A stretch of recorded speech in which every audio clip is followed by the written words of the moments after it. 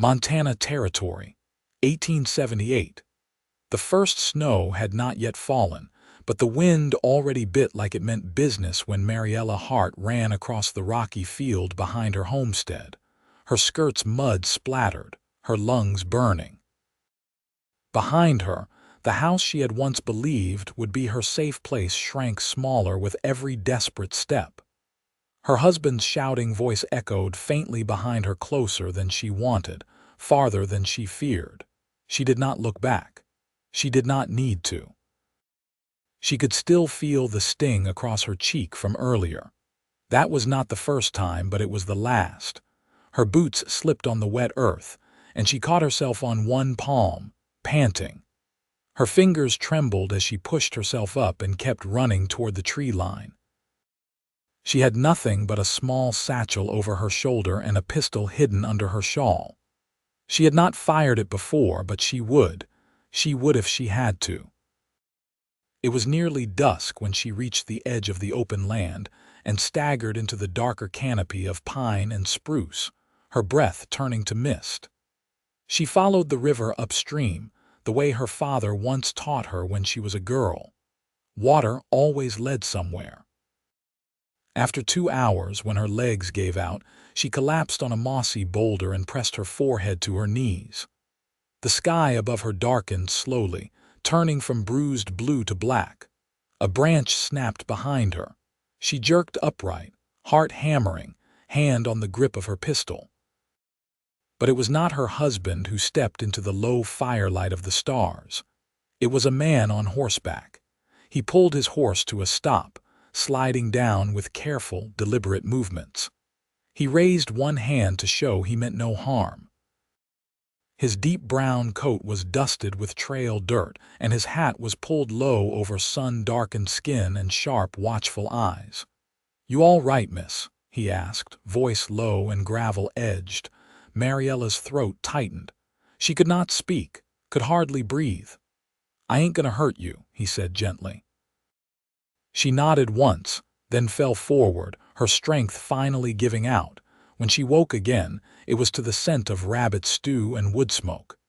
She blinked up at a fire, and a lean figure crouched beside it, poking at the flames. Her satchel lay untouched beside her. She sat up fast, her breath catching. The man turned quickly but not surprised. "You are safe," he said. "My name is Zane Whitlow. I found you passed out by the river." Mariella pressed her hand to her head. "How long?" "Half a day. You have not eaten in a while." She hesitated. "Why did you help me?" Zane shrugged, stirring the stew in the tin pot. "Seemed like you needed it." Mariella looked at him, his calm quiet, the way he kept his distance, the firelight catching the edge of his jaw. He looked like he had seen trouble but not become it. She took the bowl he offered and ate slowly, her body warming from the inside out. She did not tell him her name. Not yet. That night, she slept near the fire with her pistol under her blanket. Zane slept on the other side, his back to her, one eye open toward the trees. By morning, she told him everything. She told him about her husband, Owen, about the bruises, about the threats, about the day she found the courage to run. Zane listened without interrupting, his jaw tight, his hands still. When she finished, he nodded once. "Then you are not going back," he said. "I will see to that." Mariella's eyes burned. "You do not even know me." "I know enough." They traveled north together. Zane said he had a cabin near the base of the Little Belt Mountains, far off any road. No one would find them there. "I will not stay long," she said. "Just until I figure out where to go." He nodded, but something in his eyes said he did not mind if she stayed longer. The cabin was small, rough-hewn, and tucked between trees like it had grown from the earth. Inside was only a stove, a bed, and a table with 2 chairs. Zane gave her the bed and slept near the stove on a roll of blankets. They said little those first days, but silence sat easy between them. He showed her how to trap rabbits and how to hide their tracks. She cooked what he brought in and mended the worn shirts he left draped near the door. One night, As snow began to fall in soft flakes, she stood by the window, arms wrapped around herself. Zane brought her a blanket and draped it around her shoulders without a word. His hands brushed her arms, warm and solid. "You are not alone anymore," he said. Mariella turned slowly, her eyes finding his. "You keep saying that, but why? Why risk so much for me?" Zane hesitated. Then he said, "Because no one else did. And because when I saw you out there in the trees, something in me said I could not let you go." She looked at him for a long time. "You do not even know what kind of woman I am." "I know what kind of man he was," Zane said. "And any woman who ran from that and kept running. She is stronger than most." Her breath caught. The wind outside howled low through the trees. That night she did not sleep on the bed alone. It was not rushed. It was not hungry. It was quiet, like the way snow falls, like the way two hearts find each other after too long in the cold. In the morning they sat at the table, side by side, and Mariella's hand rested over Zane's. She still had miles of healing ahead. But for the first time, she did not feel like she was running anymore. She was home. The wind had settled by morning, leaving the forest blanketed in a hush that felt sacred. Zane stepped outside to split wood before light reached the treetops, his breath rising in quiet plumes. Mariella stood at the stove, turning cornmeal cakes in a cast iron skillet, sleeves rolled to her elbows. She didn't look up when he came back in, but she poured him coffee without being asked. "You're favoring your left side," she said. Zane set the logs by the hearth. "Took a fall crossing the Judith 2 winters back. Ice gave out under my horse. I don't favor it much unless the cold settles in. You ever see a bone healer? I've seen worse than a stiff hip." She nodded, but her fingers lingered on the side of her cup. "You never said what brought you out here. This far off." Zane leaned against the doorframe, rolling the brim of his hat between his hands. "Spent years riding for other men's cattle. Long days, longer nights. One season I came back to a place I called home and found it burned out. Folks gone. Nothing left but ash and boots nailed to a post." Mariella looked at him then, truly looked. Was it raiders? Could have been. Could have been someone looking to settle a score. That's the thing about drifting too long, you stop knowing who might be waiting for your back to turn. She watched the fire crackle in the stove. "You stayed out here after that," he nodded. "Built this place with what I had. It wasn't much, but it was mine. No bosses, no orders. Just the trees and the land. They ate in silence, the kind that didn't press." Afterward, Mariella took down the wool shawl from the hook and stepped outside. Zane followed, keeping a respectful distance as they walked the edge of the tree line. A pair of deer startled at their approach, vanishing into the underbrush with soft thumps of hooves. Mariella stopped by a stand of aspen, her voice quiet. "I used to think if I could just get far enough, I'd forget how it felt. The fear. The way he made me small, but it's still there. Like something dug in." Zane didn't speak right away. He crouched, picked up a flat stone and let it drop from his palm. "It'll stay for a while, but not forever. You feed something else instead, something worth keeping. That's how you starve it out." She watched him, the way his steadiness never wavered. "You really believe that?" "I do." Later, while Zane checked the traps along the ridge, Mariella stayed behind to wash linens in the creek that ran behind the cabin. The water was cold enough to sting, but she welcomed the ache. It felt clean, honest. When he returned near dusk, he carried a snare full of hair and a fresh gash along his forearm. She dropped the basket the moment she saw the blood. "What happened?" "Caught it on a branch." "Nothing deep. Sit down." He didn't argue. She cleaned the cut with boiled water and stitched it closed with the same thread she'd used to mend her hem. Her hands didn't tremble, not once. "You're good at this," he said, watching her. "My mother was a midwife. She taught me what she could before I married." Her voice thinned. "He didn't want me practicing. Said it wasn't a wife's place to know more than her husband." Zane looked at her, his gaze steady. "That man's voice don't count here." She tied off the stitch and wiped her hands. "I know. It's just hard to stop hearing it. You will." That night they didn't speak much. Zane leaned back in his chair with his arm bound in fresh cloth, Mariella beside him, darning socks by the stove light. The silence wasn't empty. It held space for things not yet said. As the fire burned low, she glanced over. "Do you think someone like me could belong out here?" "You already do." She set the needle down. "You didn't ask me to stay. I figured you'd leave when you were ready." She stood, walked to him, and reached for his hand. "I don't think I want to." He turned her palm over in his, calloused fingers brushing the inside of her wrist. "Then don't." She stayed, and neither of them ever looked back.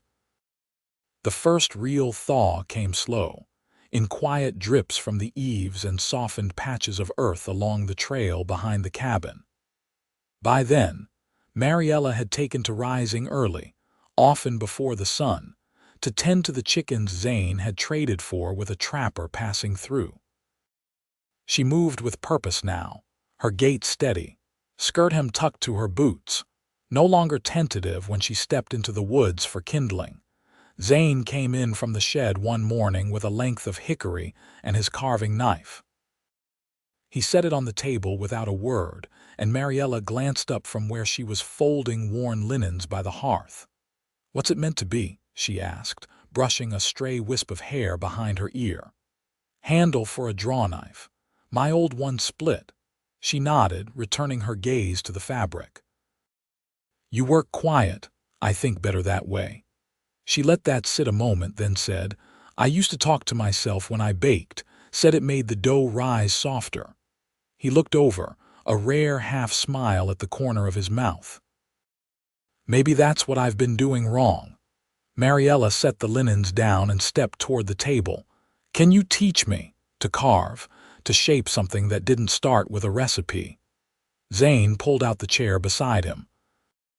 "You'll dull your fingers before you see much change, but if you're set on it, I'll show you." They spent the next hour bent over the wood, her hands clumsy but willing, his guiding without ever pressing. She cut herself once shallow and didn't flinch. Zane met her eyes, reached for the basin, and she waved him off. "It's not bad. You don't need to prove how tough you are. I'm not proving it to you." He leaned back, watching her press a cloth over the nick. "Then who?" Mariella didn't look up. "To myself. That I didn't break." Zane nodded once and passed her the smoother blade. By late March, the trails had opened enough for supply runs. Zane hitched the mule to the cart, Mariella beside him wrapped in a shawl dyed with faded rose thread. They rode the 10 miles to the small settlement where he traded pelts and grain, where the general store's walls leaned like tired shoulders after a long season. Inside, Mariella moved through the shelves with quiet precision, selecting needles, coarse thread, and a bar of lye soap. Zane haggled in the back room for ammunition and salt pork. When he returned, she was standing near the bolt cloths, fingers grazing a bolt of green calico. "You need fabric?" he asked. "I was thinking about making curtains." "Something with color." He glanced at the rough wool covering the cabin windows. "Pick what you like." She hesitated. "You sure? It's your place too now." Mariella said nothing, but her fingers closed around the fabric with care. They left with the cart loaded modestly. As they crested the ridge back toward home, the wind picked up again, carrying scents of thawed pine and river silt. Mariella sat quieter than usual, her hands folded in her lap. Zane didn't press, but after a while she spoke. "I think he's still looking for me." Zane kept his eyes on the trail. "You want to leave?" "No." She looked out across the distant hills. "I just want to be ready if he ever finds this place." He nodded once. "There's a rifle over the door. I'll teach you to use it." That night he set up a makeshift target behind the shed. Mariella stood with her feet square, arms stiff, lips pressed to a tight line. The first shot missed by a foot. The second landed closer. By the fifth, she lowered the rifle and exhaled. "It kicks harder than I thought. You'll get used to it. Did you always know how to shoot? My father taught me when I was 12. Said a man ought to protect what he calls home." Mariella met his gaze. "And what about what he loves?" Zane's jaw shifted, but his voice stayed even. "That too." The moon rose high, casting long shadows across the clearing. Inside, she made tea from dried chamomile and poured them each a cup. They sat by the fire, not touching, but something between them had changed, less like two people sharing space, more like two lives edging closer. Mariella sipped slowly, eyes on the flames. "If he comes, I won't run again." Zane didn't answer right away. "Then, you won't be alone." She turned her head. "I know." They didn't speak again that night, but when she rose to extinguish the lamp, she laid a hand on his shoulder, steady and warm. He reached for it, laced his fingers through hers, and neither let go, not even when the fire burned down to coals.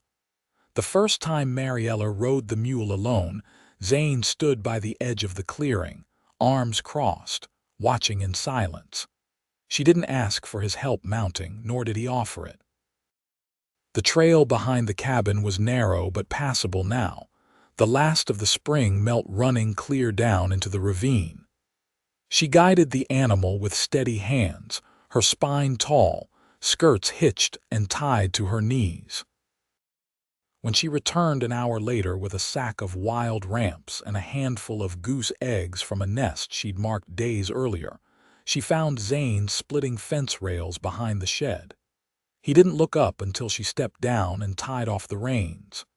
"You took the north path," he said. "I wanted to see if the blackberries had come in yet."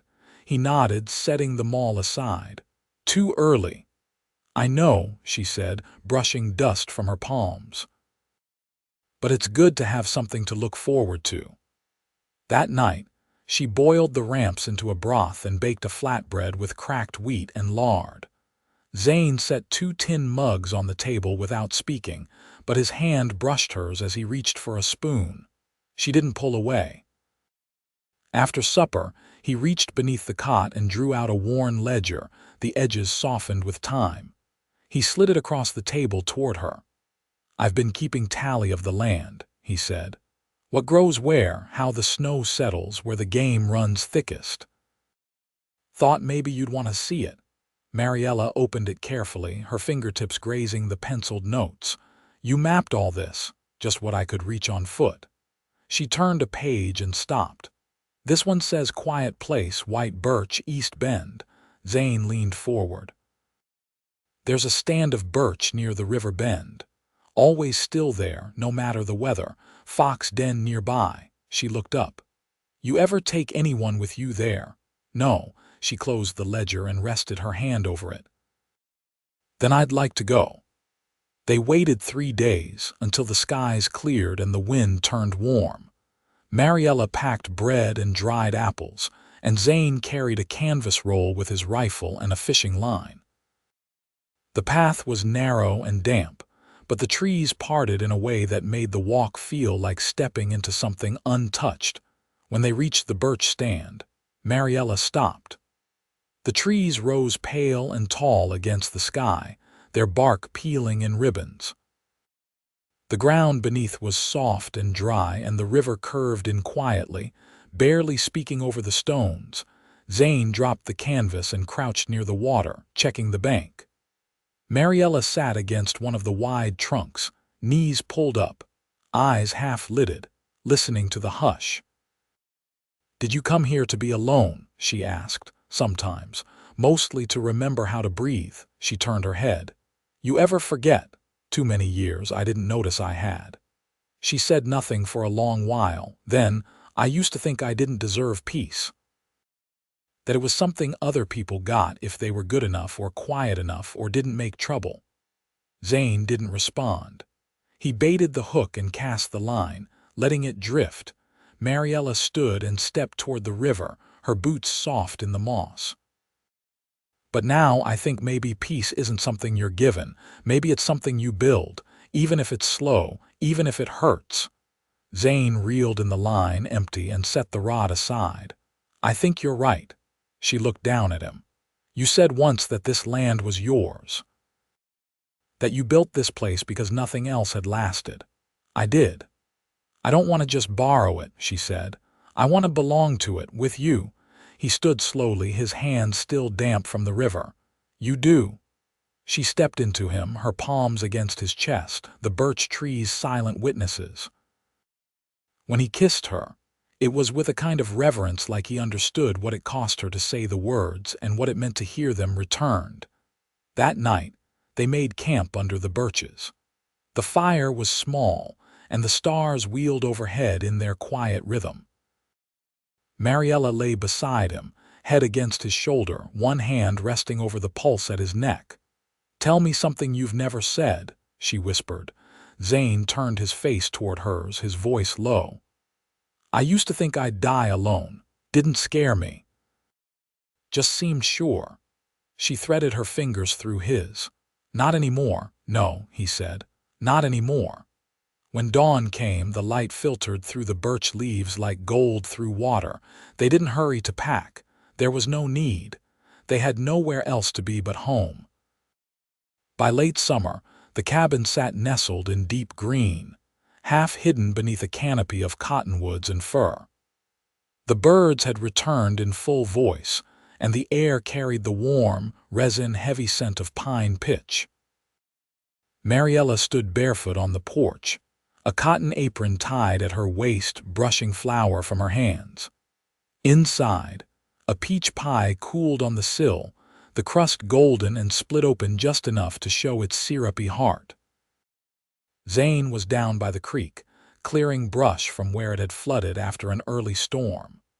She could see the shape of him through the tree's shoulders bent, sleeves rolled high, moving with the quiet rhythm she now knew by heart.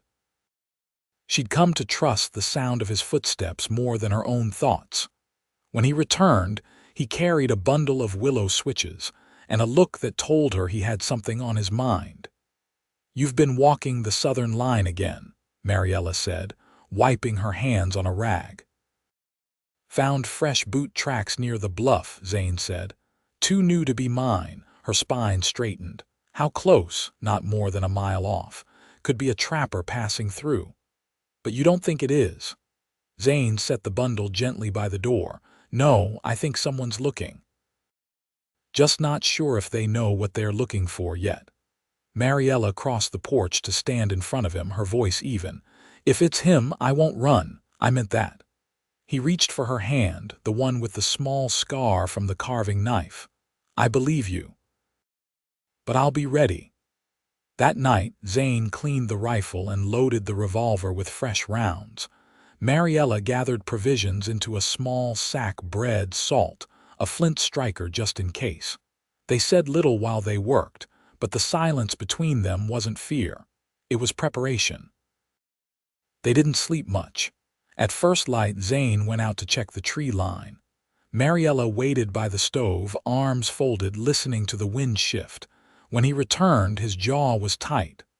Horse tethered near the ridge, black coat, saddles worn but not local, her breath caught. "He found us," Zane nodded. "Could be he's waiting. Could be he wants to watch first. Then we don't wait." They rode together to the ridge, rifles across their backs, Mariella's eyes hard with resolve. As they crested the rise, a lone figure came into view, broad-shouldered, coat dusted, face shadowed beneath a wide brim. Zane reined in just short of him. Looking for something, the man straightened, hand near the worn leather grip of his holster. "Looking for a woman. Name's Mariella Hart." "She's mine." Mariella stepped forward before Zane could speak. Her voice was calm. "I was never yours." The man's eyes narrowed. "You ran from a lawful marriage." "I walked away from a cage," she said. "You treated me like property. You hit me. You threatened to kill me." "That is not marriage." The man's hand twitched near his hip. Zane drew first. The shot cracked across the ridge, echoing down into the valley. The man dropped, his weapon still holstered. He wasn't dead, but the bullet had torn through his thigh. Zane stepped forward, rifle still raised. "You'll ride out," he said, voice low. "You'll never come back. If anyone asks, you never found her." The man gritted his teeth, blood soaking his trousers. "She's nothing." Zane cocked the rifle again. "She's everything." They left him there with a length of cloth to stanch the bleeding and a half-filled canteen.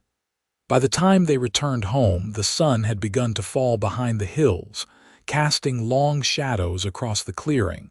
Mariella stood by the porch, arms crossed, watching the horizon. Zane came up behind her, rested his hand on her hip. "You all right?" he asked. She nodded slowly. "I think it's the first time I've ever felt finished with it, like it can't follow me now." He turned her gently toward him. "It can't." She leaned into his chest, the steady thump of his heart beneath her cheek. "I want to stay here, for good, build a life, plant roots." Zane's voice was rough. "Then we'll build it together. Every nail, every rail, every morning." Mariella looked up at him, eyes soft but sure.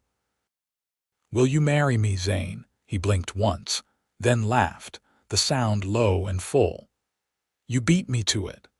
They were married 2 weeks later under the tall fir behind the cabin, with the birds in full chorus and the wind carrying the scent of summer dust. Zane carved 2 simple rings from a length of hickory. Mariella wore hers on a cord around her neck, close to her heart. The seasons turned. They planted squash and beans, and in the fall, Zane built her a loom with his own hands. She wove cloth in the evenings, her fingers steady and sure, while he repaired the fence line or worked the leather he'd hung to dry. In the quiet of winter, they read aloud from the worn book she'd brought from her father's house, the pages soft with age. They slept nestled close, her head tucked beneath his chin, his hand always resting where he could feel her breath. Years passed, but the world beyond the trees never came back for her. Children born later in the valley would hear stories of the woman who ran and the man who helped her stand. They'd say their cabin never needed a lock, because nothing stronger than love ever lived there. And every spring, when the birch leaves unfurled pale green again, Mariella and Zane would walk the river bend hand in hand, the silence between them full of all the things they no longer needed to say.